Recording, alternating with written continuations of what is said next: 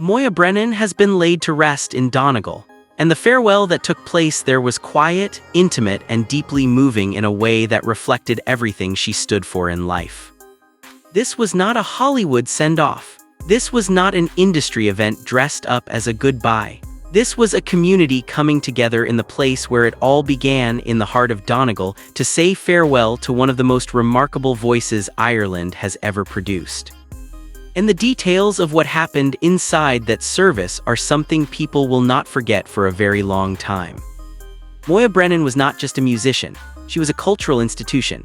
As the lead vocalist of Clannad, she helped bring the sound of Donegal, the Irish language, the ancient melodies, the haunting atmospheric textures of the northwest coast to audiences across the entire world. Her voice traveled to places that most people from her hometown could only dream of reaching.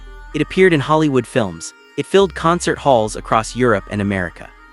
It became one of the most recognizable and most loved sounds in the history of Irish music. And through all of it, she never lost her roots, never drifted too far from the place and the people that made her. That is why Donegal was the only place this funeral could ever have been. The service took place with her family at the center of everything. The Brennan family, one of the most musically gifted families Ireland has ever seen, gathered to say goodbye to one of their own. And for a family whose entire identity is built around music, around togetherness, around a shared creative bond that has lasted generations, this loss carries a particular and profound weight that goes beyond what words can fully capture. Moya was the eldest, the first voice, the one who in many ways set the tone for everything that followed. Losing her leaves a silence in that family that no song can fill. The atmosphere in Donegal in the days leading up to the funeral was described by locals as one of genuine communal grief. This was not abstract celebrity mourning from a distance. This was a community that knew this family, that grew up alongside them, that watched Moya and her siblings go from singing in their father's pub in Gweedore to performing on the world's biggest stages. The pride Donegal felt in her was personal, and so was the grief. People lined the streets, quietly, respectfully, the way Irish communities have always honored their own, with presence, with stillness, with the kind of solidarity that does not need to announce itself. Inside the service, the music was central, as it had to be, as it always would be for Moya Brennan. Traditional pieces were performed, spiritual music that reflected her deep and lifelong faith, a faith that was not incidental to who she was but absolutely core to it. Moya Brennan was open throughout her career about her Christian beliefs and about the role that faith played in her music and in her life. Her solo work in particular carried a spiritual quality that went beyond style or genre. It came from something genuinely held, something real. That faith was present in the service, in the music chosen, in the words spoken, in the quiet but unmistakable sense that the people in that room believed they were not simply saying goodbye but also trusting her to something larger than any of them. Her bandmates from Clannad were there. The family members who had stood beside her on stages across the world for decades were now standing beside her one final time in a very different kind of room. The grief on their faces was the grief of people who do not just lose a colleague or a fellow musician. They lost a sister, a foundation, the voice that started everything. Tributes poured in from across the music world as the funeral took place. Artists who had worked with her spoke about what it meant to be in a studio with that voice. Producers who had spent time capturing her sound described the experience as something that stayed with them professionally and personally for the rest of their careers. Fellow Irish musicians paid tribute in terms that went beyond professional respect into something much more personal, the way you speak about someone whose work shaped you at a fundamental level. The international reaction was equally significant.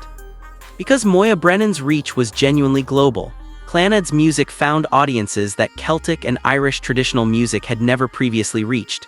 The atmospheric production, the blend of ancient and contemporary, the sheer emotional power of her voice sitting at the center of it all, these were things that crossed every cultural and linguistic boundary. Fans from across Europe, from America, from Japan, from places that Moya herself might have been surprised to know her music had traveled to, all of them finding ways to mark this moment, sharing songs, sharing memories, sharing the particular kind of grief that comes when an artist whose work genuinely mattered to you is suddenly no longer in the world. Social media became a living tribute in real time. People sharing the songs that meant the most to them. Harry's Game, perhaps the most iconic moment in Clannad's entire catalog, was referenced again and again. That haunting Irish language vocal, that melody that seemed to come from somewhere outside of ordinary human experience. It was played in living rooms and on headphones and in cars across the world as people processed what had been lost. Others shared their Moya Brennan solo recordings, the albums that carried her spiritual journey, the songs that had accompanied people through their own most personal moments of grief and joy and searching.